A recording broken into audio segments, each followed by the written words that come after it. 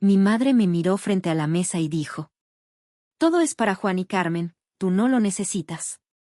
Está bien, sonreí fríamente. Entonces no esperen ni un peso más de mí. Me levanté, y su traición acababa de empezar. Muchísimas gracias por estar aquí con nosotros hoy. Antes de comenzar con la historia, me encantaría saber desde dónde nos estás viendo. Escríbelo en los comentarios con el nombre de tu ciudad. Ahora sí, vamos a empezar con la historia de hoy.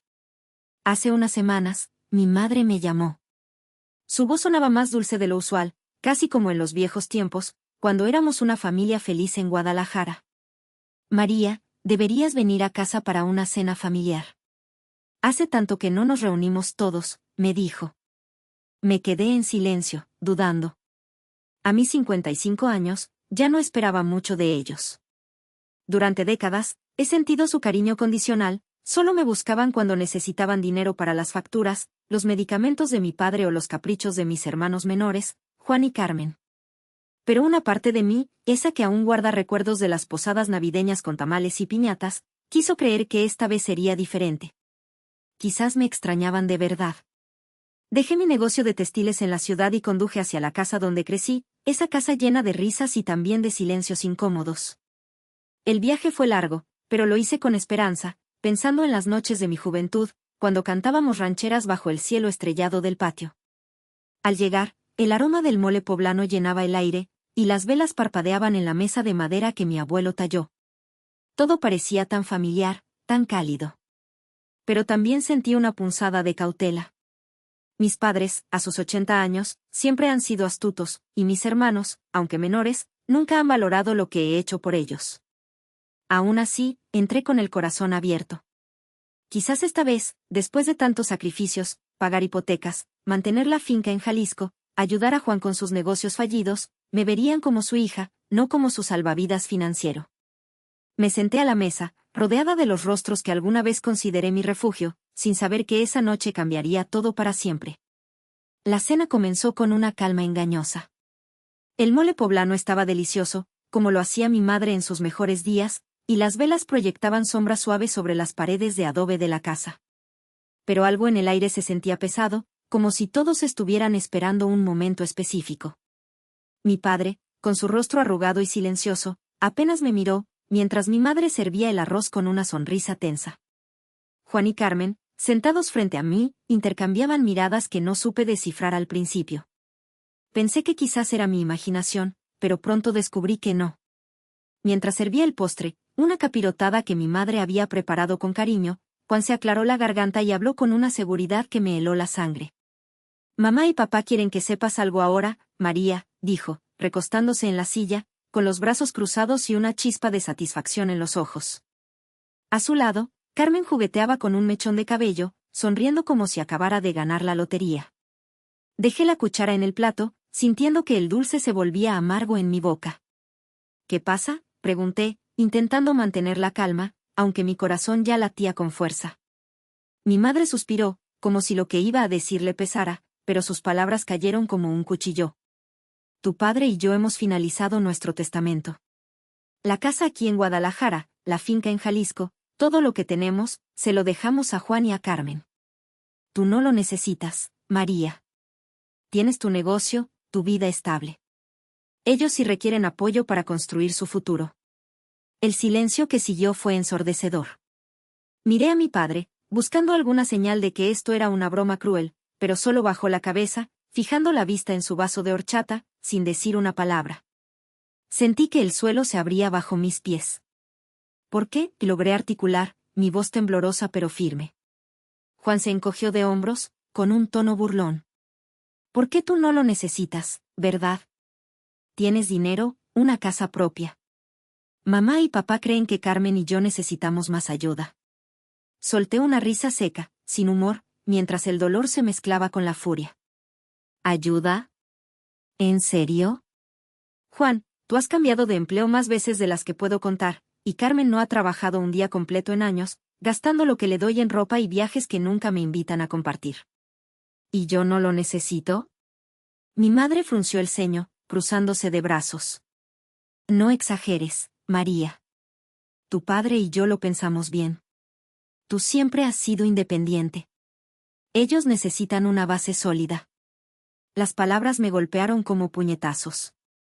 Recordé las noches sin dormir, los cheques que firmé para evitar que perdieran la casa, los miles de pesos que invertí en la finca de Jalisco para que fuera un legado familiar. ¿Y ahora, esto? Mi hermana Carmen soltó una risita, sus ojos llenos de desprecio. No seas tan dramática, María.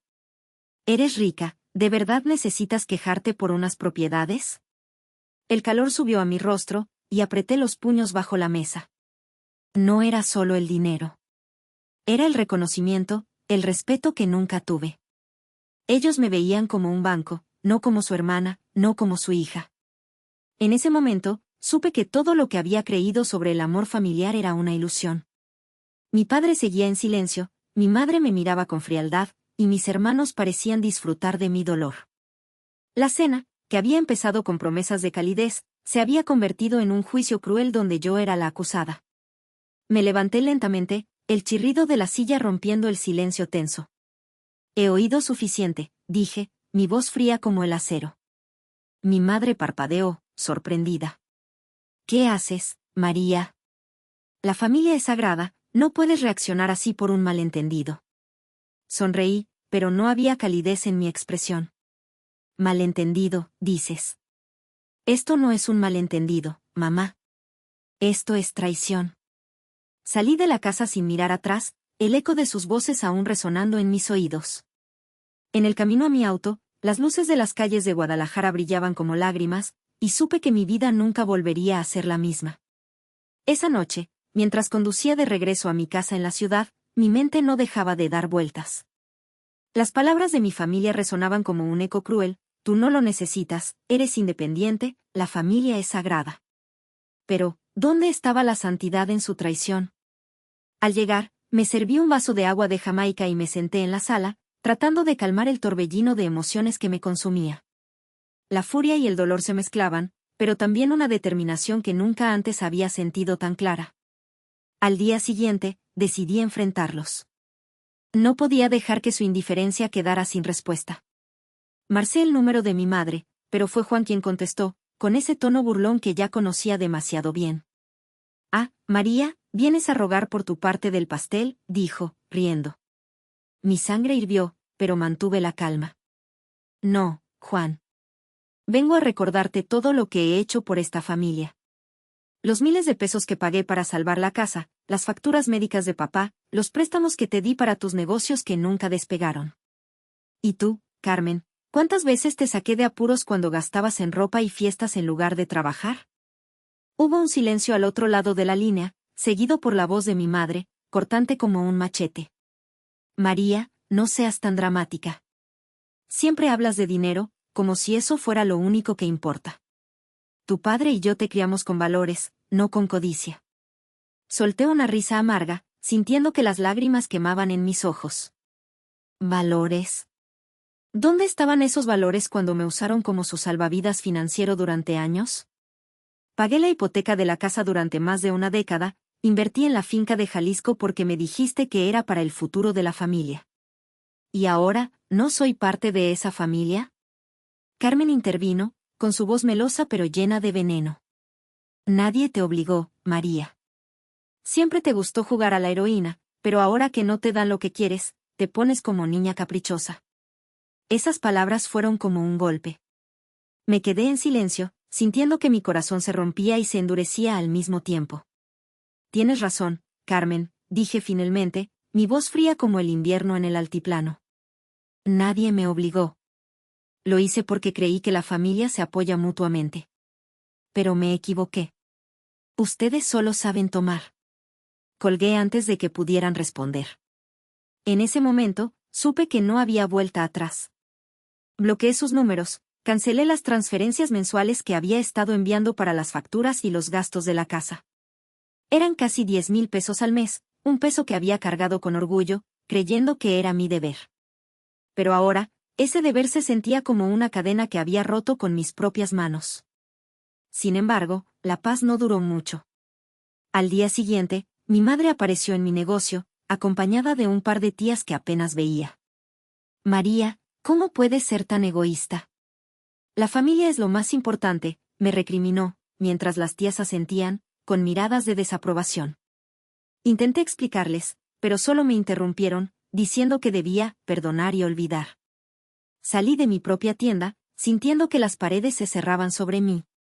No era solo mi familia, era toda una red de expectativas culturales que me ahogaban. Esa noche, sentada en mi cocina, tomé una decisión. No volvería a ser su banco, su solución fácil. Había dado demasiado, y ahora era hora de reclamar mi dignidad. Pero también sabía que no se rendirían tan fácilmente. Sus palabras, sus miradas, su desprecio aún resonaban, y supe que esto era solo el comienzo de una batalla que no había anticipado. La furia me consumía, pero también una nueva fuerza, la certeza de que merecía más que ser un nombre en un testamento olvidado. Después de cortar todo contacto con mi familia, pensé que finalmente tendría paz. Pero me equivoqué. La furia de mis padres y hermanos no se apagó, al contrario, se convirtió en un vendaval que intentó destruirme. Los primeros días fueron un torrente de mensajes y llamadas de tíos, primos y vecinos, todos manipulados por mi madre. María, ¿cómo puedes abandonar a tus padres en su vejez? La familia es lo primero, me escribía mi tía Lucha, cuya última vez que me visitó fue para pedirme dinero para una operación. Otros me acusaban de ser desnaturalizada, de olvidar los valores que me inculcaron. Cada mensaje era como un puñal, pero también me fortalecía mi resolución. Sin embargo, la verdadera escalada comenzó cuando Juan y Carmen decidieron llevar su venganza más allá. Primero, difundieron rumores en nuestra parroquia local, donde yo había sido catequista durante años. Dijeron que yo era una mujer codiciosa, que había cortado el apoyo financiero a mis padres por pura envidia, dejando a la familia al borde de la ruina. La gente que antes me saludaba con cariño en el mercado ahora me lanzaba miradas de desprecio.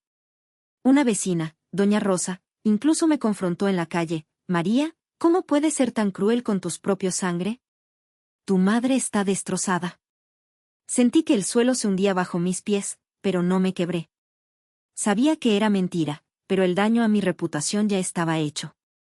Luego vino el segundo golpe, aún más bajo. Mi madre, con la ayuda de un abogado amigo de la familia, intentó demandarme por abandono familiar. Alegaron que, al dejar de enviar dinero, los había dejado desprotegidos, a pesar de que yo había sido su soporte financiero durante más de una década. Tuve que contratar a un abogado, gastar horas en reuniones legales y enfrentar el estrés de una batalla que nunca pedí.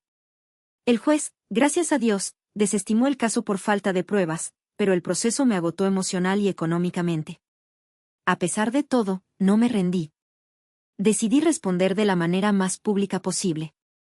Abrí mi laptop, entré a una página de redes sociales populares entre los mayores en México, y escribí mi verdad. Detallé cómo había sacrificado mi propia estabilidad para mantener a mi familia, cómo pagué hipotecas, facturas y sueños rotos de mis hermanos, solo para ser descartada como si no importara. Publicaron mi historia con el título: La hija que dio todo y fue traicionada. En pocas horas, recibí cientos de mensajes de apoyo de personas que habían vivido situaciones similares. Eres valiente, María. No debes cargar con culpas que no son tuyas, me escribió una mujer de Morelia. Pero también hubo críticas: la familia es sagrada, no deberías exponerlos así. Mi madre llamó furiosa esa misma noche. María, ¿qué crees que estás haciendo? Estás destruyendo nuestra reputación, gritó. Mi respuesta fue fría: no, mamá. Ustedes lo hicieron cuando decidieron tratarme como un cajero automático. Colgué, sintiendo una mezcla de alivio y temor. Sabía que no se detendrían, pero también que no podía seguir siendo su víctima. Esa semana, mientras revisaba mi tienda, noté algo extraño: grafitis ofensivos en la fachada, palabras como traidora y egoísta pintadas en rojo brillante. Mi corazón se detuvo. Revisé las cámaras de seguridad y ahí estaba Juan, con una capucha y una lata de pintura en la mano, riéndose mientras destruía lo que había construido con tanto esfuerzo. No era solo un acto de vandalismo, era un mensaje claro: querían humillarme, asustarme, forzarme a regresar. Pero no lo harían. Llamé a la policía, presenté una denuncia, y exigí reparaciones. La furia me consumía, pero también una nueva certeza: no les daría el placer de verme caer. El peso de su traición, sus mentiras y ahora sus ataques físicos me dejó exhausta, pero también más fuerte. La comunidad comenzó a dividirse, algunos me apoyaron, otros creyeron en las versiones de mi familia. Pero yo ya no buscaba su aprobación. Había dado demasiado, y ahora era hora de proteger lo que quedaba de mí. La escalada no solo era su guerra contra mí, era mi lucha por recuperar mi dignidad, paso a paso, en un mundo que a veces valora más las apariencias que la justicia. Después de presentar la denuncia por los grafitis, supe que había cruzado un punto sin retorno. La policía detuvo a Juan esa misma semana, y aunque intentó justificar su acto diciendo que estaba enojado y confundido, el juez le impuso una multa y una orden de alejamiento. Mis padres, furiosos, intentaron intervenir, pero por primera vez, sus palabras no tuvieron poder sobre mí. Había ganado una batalla, pero la guerra aún no terminaba. Decidí que era hora de protegerme de verdad. Cambié mi número de teléfono, mudé mi negocio a un nuevo barrio de Guadalajara donde nadie me conociera por mi pasado familiar, y reforcé la seguridad de mi casa y mi tienda. Cada paso que daba era un acto de rebeldía contra las cadenas que me habían atado durante décadas. Mis amigos, aquellos que realmente me valoraban, me apoyaron en silencio, organizando una pequeña bendición en mi nueva tienda, con rezos y flores de cempasúchil, como un ritual de renovación. Fue la primera vez en años que sentí que pertenecía a algo real, no impuesto. Sin embargo, mi familia no se rindió tan fácilmente. Una noche, mientras revisaba las cuentas de mi negocio, recibí un mensaje anónimo en mi correo, una foto de mi antigua casa familiar con la leyenda, «Te arrepentirás». El corazón me dio un vuelco, pero no cedí al miedo. Revisé las cámaras de seguridad de mi nueva ubicación y no encontré nada sospechoso, pero supe que podían intentar algo más. Decidí no responder, no darles la satisfacción de mi pánico.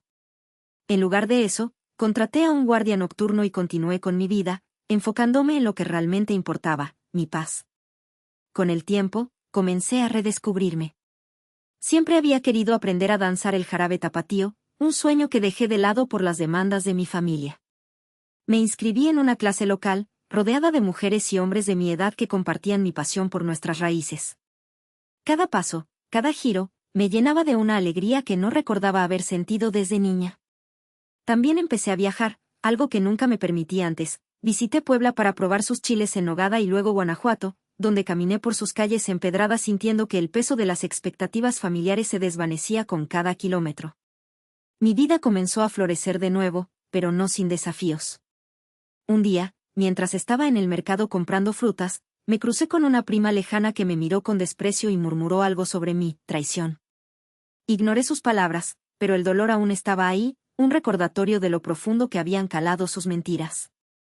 Sin embargo, también recibí cartas y mensajes de desconocidos que habían leído mi historia en línea, agradeciendo mi valentía. «Eres un ejemplo para nosotros, María», escribió una mujer de Veracruz. Esas palabras me dieron fuerza, una red de apoyo que mi familia nunca me ofreció. Finalmente, cerré el capítulo más oscuro.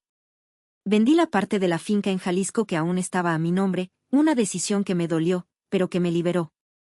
El dinero lo invertí en mi negocio y en un pequeño viaje a la playa de Mazatlán, donde, por primera vez en años, sentí el sol en mi piel sin la sombra de sus demandas. Mi corazón, que había estado atrapado en una jaula de deberes, comenzó a latir con libertad. No volví a escuchar de ellos directamente, pero rumores llegaron a mis oídos. Mi madre ahora trabajaba en un mercado local vendiendo artesanías, algo que nunca imaginó tener que hacer. Mi padre, que siempre se había apoyado en mí, buscaba trabajos ocasionales en construcción. Juan y Carmen, sin mi apoyo, luchaban por mantenerse. No sentí culpa, solo una tristeza profunda por lo que podrían haber sido, pero no fueron. Al final de ese año, supe que había ganado más de lo que perdí. Mi tienda prosperaba, mis clases de danza me llenaban de vida, y había encontrado amigos que me veían como María, no como una fuente de ingresos.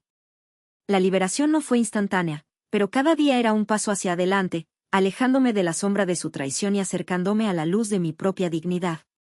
Han pasado 3 años desde que dejé atrás a mi familia, y nunca me había sentido tan libre. Vivo ahora en una casa pequeña pero acogedora en Zapopan, rodeada de jardines de bugambilias y el sonido de los mariachis los fines de semana. Mi negocio de textiles florece, y mis clases de jarabe tapatío me han dado una comunidad de amigos que me valoran por quien soy, no por lo que puedo dar. Hace poco, conocí a don Luis, un hombre mayor que también escapó de una familia tóxica. Sus palabras, llenas de sabiduría, me hicieron ver que no estaba sola. La familia de sangre no siempre es la que más te quiere, María. A veces, los verdaderos lazos se forman con quienes te respetan. Viajo con más frecuencia ahora, explorando los rincones de México que siempre soñé conocer. Fui a Chiapas, donde admiré las cascadas y aprendí sobre las tradiciones mayas, luego a San Miguel de Allende, donde el arte y la historia me recordaron que la vida es para vivirla, no para sacrificarse en vano. Cada viaje, cada risa compartida con nuevos amigos, era un regalo que me negué durante años por culpa de las demandas interminables de mis padres y hermanos. A veces, pienso en ellos. Escuché que mi madre sigue vendiendo artesanías en el mercado, con menos orgullo del que alguna vez tuvo. Mi padre trabaja en una fábrica, un hombre que nunca imaginó depender de sus propias manos. Juan y Carmen, según dicen, luchan por mantener apariencias en redes sociales, pero sin mi dinero, sus vidas se han desmoronado. No siento rencor, ni siquiera satisfacción. Solo una tristeza profunda por lo que pudieron haber sido, pero eligieron no ser. Esta experiencia me enseñó una lección invaluable, una que creo que muchos en México, especialmente nosotros los mayores de 50, necesitamos escuchar. En nuestra cultura, valoramos la familia por encima de todo, y eso es hermoso cuando hay amor verdadero.